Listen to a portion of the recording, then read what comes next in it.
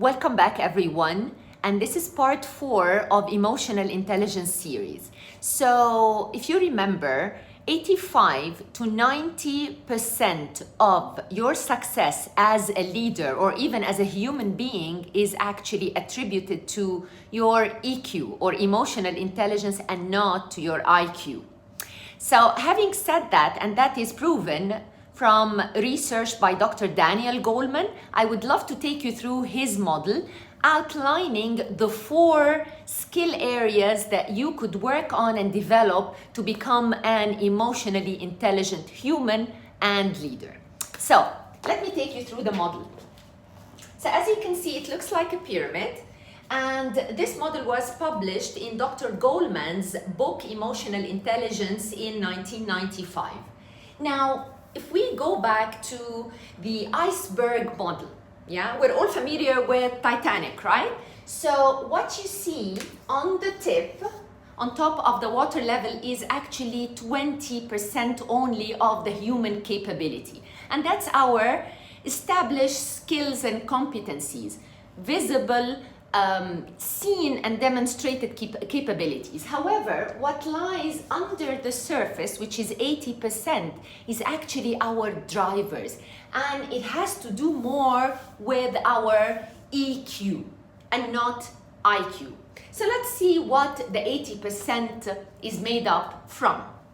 So the base here, the base skill is what we call self-awareness. And believe it or not, research by Dr. Tasha Eurek says that only 10 to 15% of leaders are truly self-aware.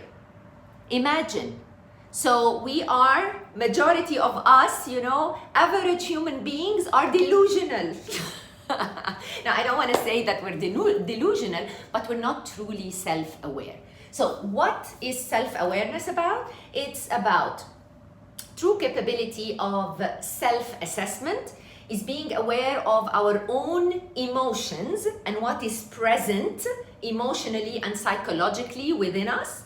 It's also about receiving and accepting and also seeking feedback about our own capabilities and performance. So this is self-awareness. Once you've got that in place, you can move up to the next level, which is self-management. A lot of us struggle in that area as well. So self-management is managing our own emotions, driving ourselves forward, being self-motivated, adaptability and being able to deal with change. So agility here is also an important factor. Ambitious. So being ambitious and ambition drive as well. So these are all part of our self-management, self-control, discipline. All this stuff is under the umbrella of self-management. And a lot of us really struggle with that area. And I'm going to give you some tools and techniques how to improve your self-management and specifically emotional control.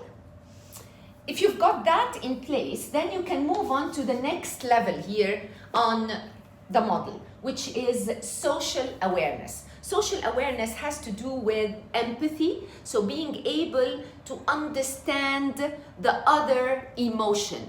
And when we say empathy here, it's putting yourself in other people's shoes. And to do that, you have to take off your shoes.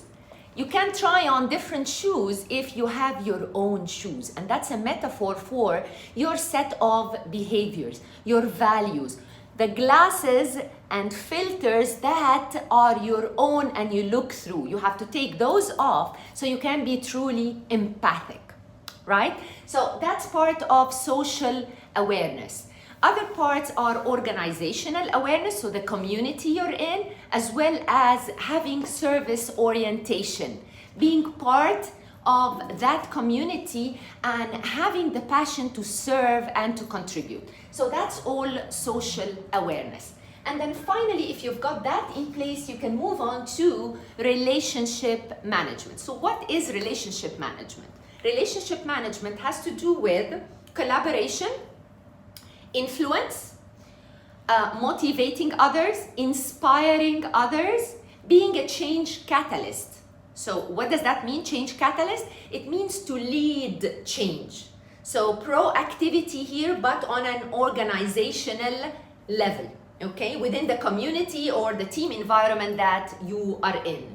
So this is all about relationship management, is all about others, yeah? So leading others. So as you can see, it all starts from the base, the foundation is understanding yourself and your emotions, and then you can manage those emotions. Once you've got yourself, covered, then you can move on to others. So understanding them, and hence you can build bridges and networks and influence and motivate, which is more of leadership skill set.